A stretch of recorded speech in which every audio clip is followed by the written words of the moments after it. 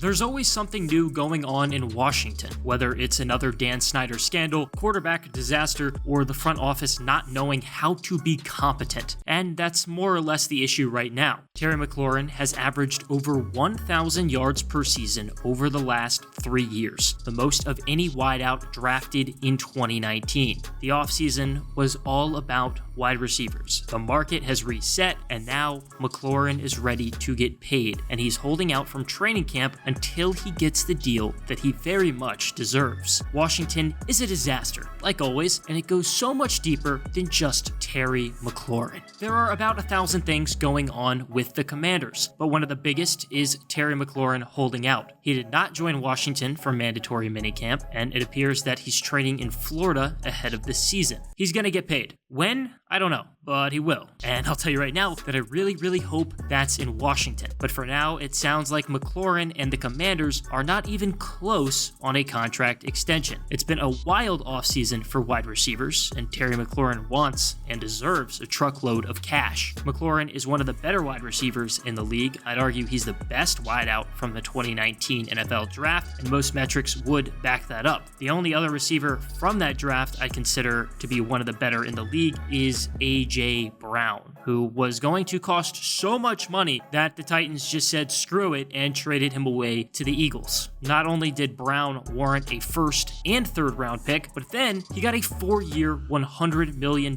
deal. Terry McLaurin is going to get likely well over $20 million per year. I would have thought that was an insane number 1 year ago, but it's how the receiver market has gone this offseason. Aside from A.J. Brown, Davante Adams signed a 5-year, roughly $141 million deal over 28 mil a season, and Tyreek Hill got a 4-year, $120 million extension, good for $30 million per season. And no, I'm not saying that Terry McLaurin is as good as Tyreek Hill or Davante Adams, but if Tyreek can get $30 million a year, Terry McLaurin can surely get 25 plus, and he's already proven to Washington that he is 100% worth every single penny. Washington selected Terry McLaurin in the 3rd round of the 2019 draft, and a lot of the reasoning was to pair him up with his college quarterback, Dwayne Haskins. From the moment McLaurin stepped foot at training camp, it was obvious he was something special. I actually worked for a newspaper in Richmond. I talked to McLaurin and even wrote a story about his camp, and I'll tell you what, everyone in that building knew that Washington had found a gem in the 3rd. McLaurin in his NFL debut, yes, his first game ever, he had 125 yards and a touchdown, and the rest is history. He showed flashes all rookie year, and despite missing 2 games, he still had over 900 yards and 7 touchdowns. The next season, McLaurin became a team captain, helped Washington to an NFC East title, and had over 1,100 yards with 4 touchdowns. Then, in 2021, McLaurin had over 1,000 yards again to go with 5 touchdowns. Simply put,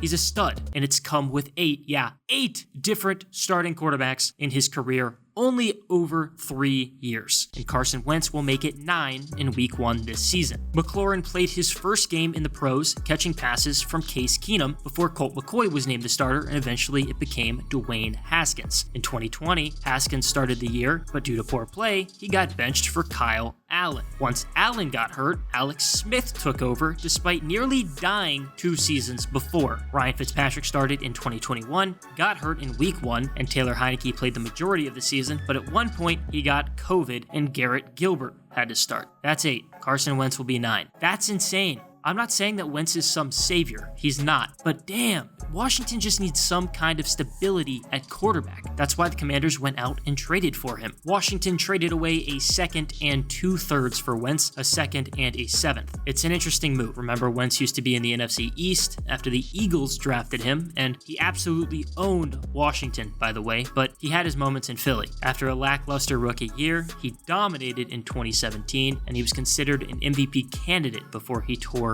his ACL. His backup, Nick Foles, took over and helped the Eagles win the Super Bowl. The next year, Wentz injured his back and was shut down for the season. Then in 2019, he suffered a concussion in the playoffs. Finally, in 2020, he didn't get hurt. He just sucked, as did the Eagles. And eventually, Wentz was benched for Jalen Hurts. Last season, he got traded to the Colts, and he actually did play well, but it ended with a loss to the Jaguars, the worst team in the NFL for the 2nd straight season, and it kept the Colts out of the playoffs, and Indianapolis decided to to ship him off. Just like Carson Wentz is a huge upgrade for Terry McLaurin, Wentz is easily going to be playing with the best wide receiver group in his career. The Eagles completely failed to ever put competent receivers around him, which, by the way, is hilarious considering now they've gone out and drafted Devonta Smith and traded for A.J. Brown. I like Michael Pittman Jr. a lot, but there's no doubt that McLaurin is better. Plus, Curtis Samuel will be back after he dealt with a groin injury all 2021. Wentz has already had some praise for Samuel. He called him explosive and said that whenever he does have the ball in his hands, he quickly makes guys miss or gets downfield. Samuel had over 1,000 yards with the Panthers in 2020, and if he can actually be healthy, he could be huge for Washington. That's not it either. At the 2022 NFL Draft, Washington continued to get the right wide receivers in the building, taking Jahan Dotson. Dotson had almost 1,200 yards and 12 touchdowns at Penn State last season, and he's a jump ball guy. That's exactly the kind of receiver that Carson Wentz will love. Dotson fits Wentz's play style and what he wants to do, and I think that even if Dotson is the 3 behind McLaurin and Samuel, he's going to make a huge impact. Plus, I want to bring up Logan Thomas at least briefly here. He's making too much money not to be utilized in the offense, and he had almost 700 yards in 2020, so I'd expect him to make an impact as well. Washington appears to be on the right track, roster-wise at least, but it doesn't matter because that's not why the Commanders keep getting talked about. It's because of Dan Snyder. Snyder did not testify in front of Congress. Yes, Congress, the United States government.